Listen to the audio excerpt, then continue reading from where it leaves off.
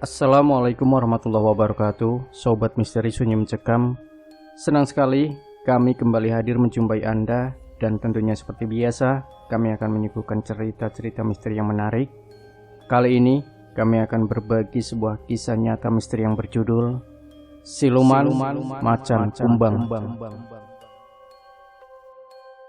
Lir komitir mambang kumbang lanang, siro mabur angin jebot, siro melompati gunung, jegur nyilem. Menggelegak darahku, bergejolak batinku, gelap mataku. Bagaimana tidak, aku pengusaha muda yang sedang di puncak jaya, saat ini harus terima nasib meringkuk di sel sempit 6 kali 6 meter, bersama Bromo Corah, bandit dan pembunuh kambuhan. Kemarin aku masih seorang pengusaha yang sedang nikmat-nikmatnya berusaha, bebas kemana saja. Yang ku tahu hanya menumpuk duit dan duit.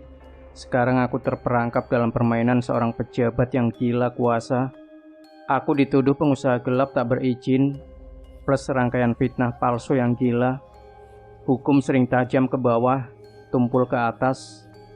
Seperti petir di siang bolong, aku yang bebas tiba-tiba dikerangkeng, nyaris tanpa kemungkinan bebas karena tuduhan berlapis. Begitulah macan kumbang ireng, surem-surem beliber kenikir, ucul pikir, ucul sukmo, ucul joyo, dadi-dadi dari dadi weruh winarah. Kuulang-ulang mantra pemberian buyutnya buyutku. Lambaran mantra ini kuperkuat dengan mengurangi kenyangnya perutku. Aku puasa mulai dijebloskan penjara. Hari pertama kupikir sepekan saja aku akan dibebaskan. Rupanya hukum di negeri kutilang ini hanya berpihak pada yang kuat saja. Meski aku tergolong penguasa kecamatan, ternyata di atas langit masih ada langit lagi. Terus kuulang mantra itu dalam keputusasaanku yang mendalam. Hari ke-13, sambil menahan lapar selama matahari terbit, aku menuntut pada langit siang dan penguasa malam.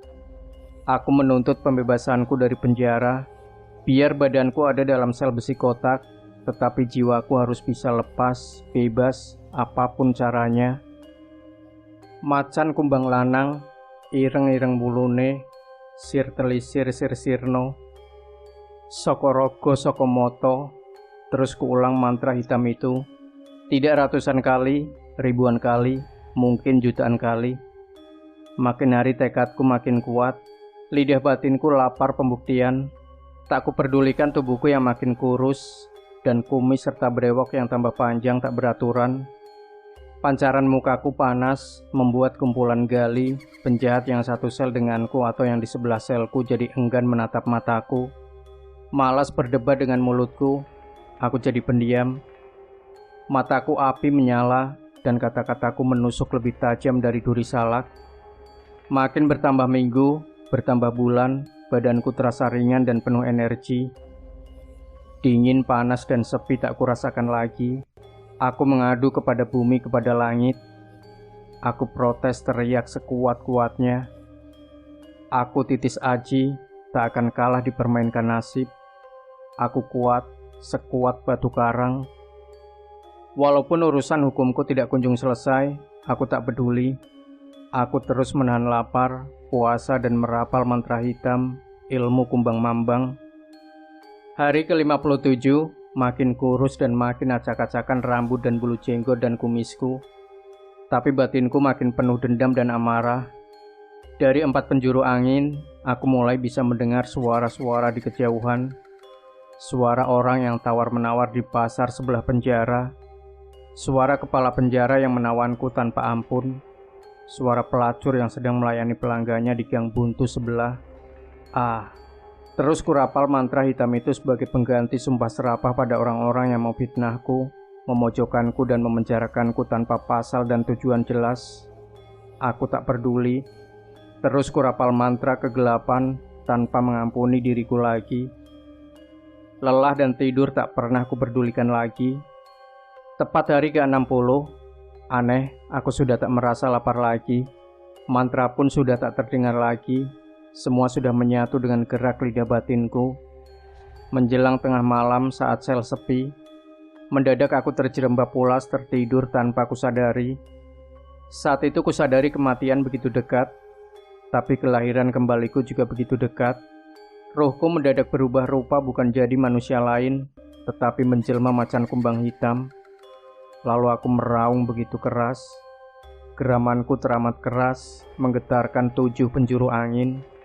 Lalu aku melesat dan melompat lepas ke atap tertinggi penjara dengan begitu mudahnya.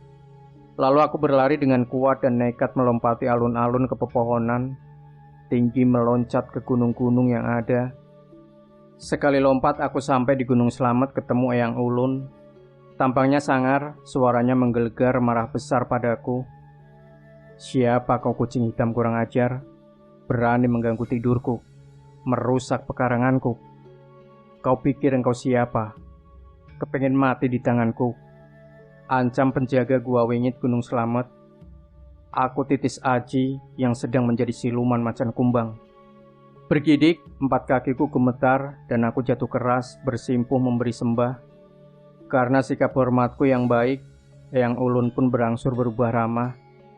Cerita duka laraku dizolimi sesama manusia pun kuceritakan panjang lebar.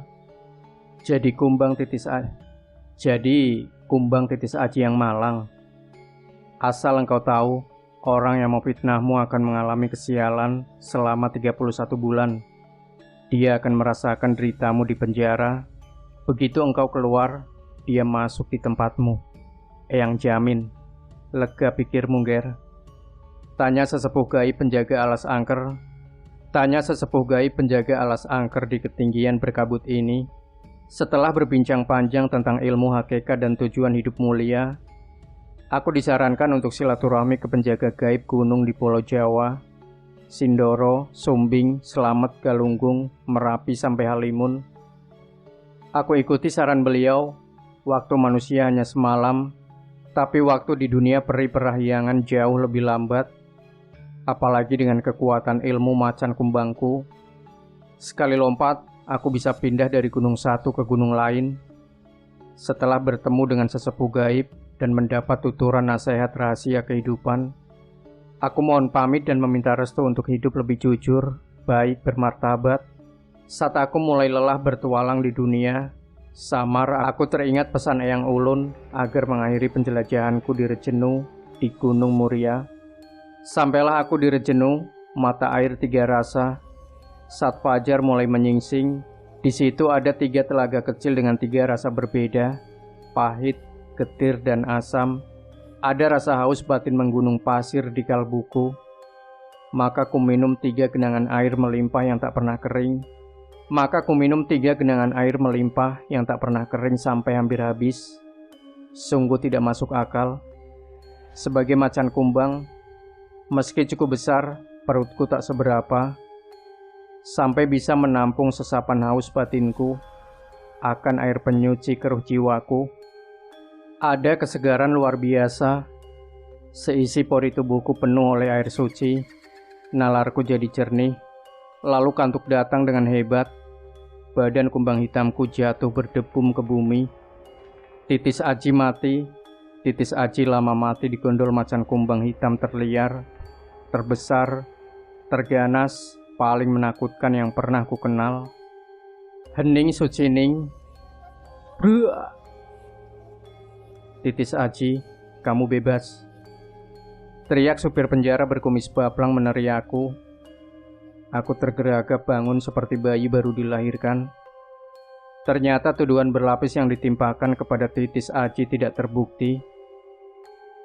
Terima kasih Gusti yang Maha Wenang. Sembah hormat Eyang Ulun dari kumbang Titis Aji hitam. Bila bayi menangis, aku tidak. Titis Aji mengaum, menggeram layaknya macan kumbang hitam melapar mangsa karena 1 musim tak makan. Teriakan binatang amuku terdengar ke seluruh relung lantai penjara. Semua penghuni merinding takut, menggigil jatuh nyali. Termasuk sipir tergalak, kumisnya melepes, ngampleh, seperti handuk basah. Berbeda denganku, kumis bewok serabutan panjangku berdiri tegak layaknya kumis macan kumbang. Mata putihku menjadi kuning hitam, dan seluruh penghuni penjara kaget dan lemas dengkulnya karena aku keluar dengan menggeram, mengaum dan berjalan tidak dengan 2 kaki, tapi merangkak layaknya kumbang sejati. Tuhan, ampuni aku. Akhirnya aku bisa bebas resmi dari penjara besi ini. Tetapi sekarang aku terpenjara di tubuh hitam berbulu dan ganas sekali ini. Bagaimana aku bisa bebas? Kontrak gaib sudah kuteken dengan darah merah dan putih tulangku.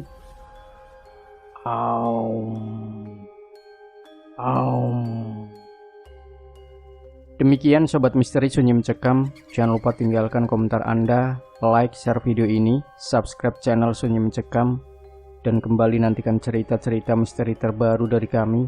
Wassalamualaikum warahmatullahi wabarakatuh.